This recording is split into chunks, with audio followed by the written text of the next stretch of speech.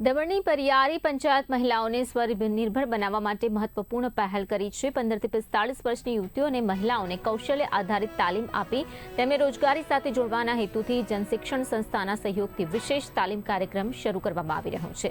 દમણ ઔદ્યોગિક નગરી હોવા છતાં ગ્રામ્ય વિસ્તારોની અનેક મહિલાઓ હજુ પણ રોજગારીથી વંચિત છે।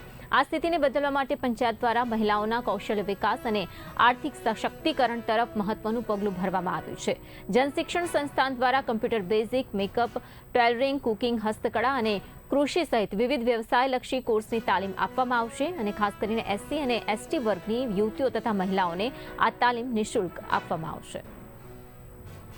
પંચાયતમાં પ્રશિક્ષણની તાલીમ બહેનો માટેની જાણકારી આપવામાં આવી તો એમાં કઈ કયા ઉદ્યોગ કે કલાનો સમાવેશ કરવામાં આવ્યો।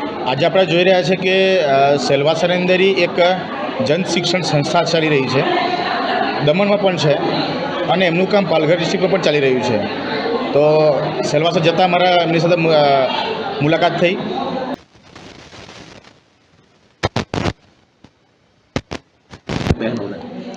ઘણું સારું લાગ્યું। આજે જે જન શિક્ષણ સંસ્થા DNH તરફથી જે આવ્યા છે અમને ઘણું સારું લાગ્યું।